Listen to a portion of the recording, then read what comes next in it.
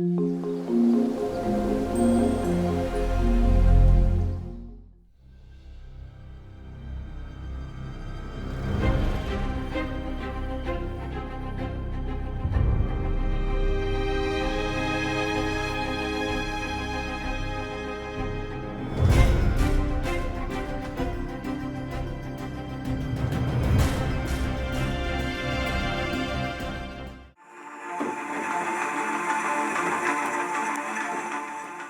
was the largest single transportation project in Connecticut's history.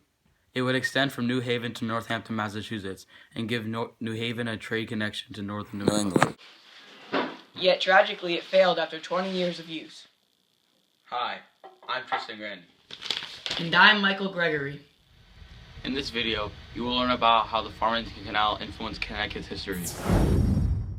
When people buy a product today, they might purchase it online and the product they requested will come straight to their home from a factory on a FedEx or UPS truck. In the mid-1800s in Connecticut, the way that products got to people was quite different. The creation of the Farmington Canal was inspired by the success of the Erie Canal. Work on the Farmington Canal began in 1825 and was finished in 1835. The canal soon became a very popular form of transportation in Connecticut. Farmers could export food from their crops, and factories could export their goods and cargo to other towns in Connecticut. Now that you have a background on the Farmington Canal, we can dive deeper into how the canal influenced economy in Connecticut. During the 2 decades of its existence, the Farmington Canal helped improve economy in Connecticut in many ways. It made it easier for farmers to export their goods and earn money. Farmers could export fresh foods every day to other Connecticut towns. The canal did not need fuel like boats and steamships did, so it saved money in that way. In 1830, 4 million pounds of merchandise were shipped every month from New Haven through Hamden, Cheshire, Southington, Bristol, Farmington, Simsbury, and Granby, bound for Northampton, Massachusetts on the Farmington Canal. We recently had the opportunity to speak with Mrs. Strong, a historian from the Simsbury Historical Society. Here's what she has to say about Farmington Canal's economic benefits.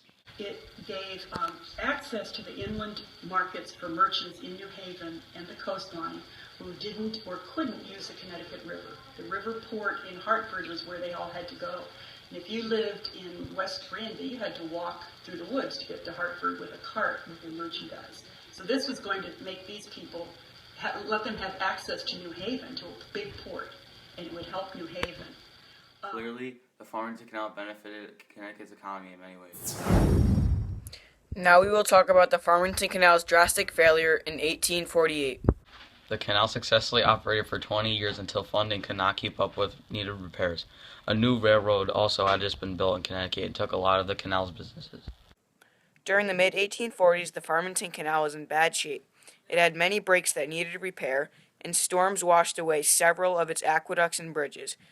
There wasn't enough money being supplied to fix these breaks. Traveling on the railroad was cheaper, faster, and overall more efficient than the traveling on the Farmington Canal.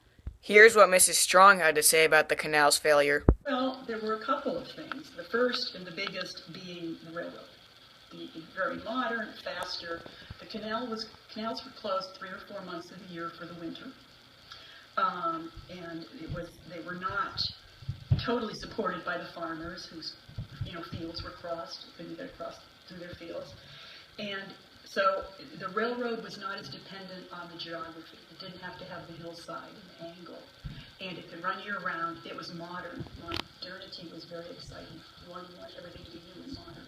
So I think that's why this canal wasn't a huge success anyway, and that's why. Even though the canal failed and its operations ended, it took Connecticut transportation a huge step forward. We also had the opportunity to look at some exhibits on the Farmington Canal at the Simsbury Historical Society. Here we are at the Simsbury Historical Society, and here we have many photos and maps of the Farmington Canal. Here we have an outline of the Farmington Canal when it was in the process of being made. And here we have a ship that they usually traveled on, and this one in specific is called the Weetog. This is another example of a canal boat that would travel in the canal, and this is also a map of where the canal traveled in the Simsbury route. And here's a stat about the canal boats traveling at 5 miles per hour took 11 hours to reach New Havens from Simsbury. And this is a menu of the food that was served on the canal. Thanks for sticking around. Have a great day.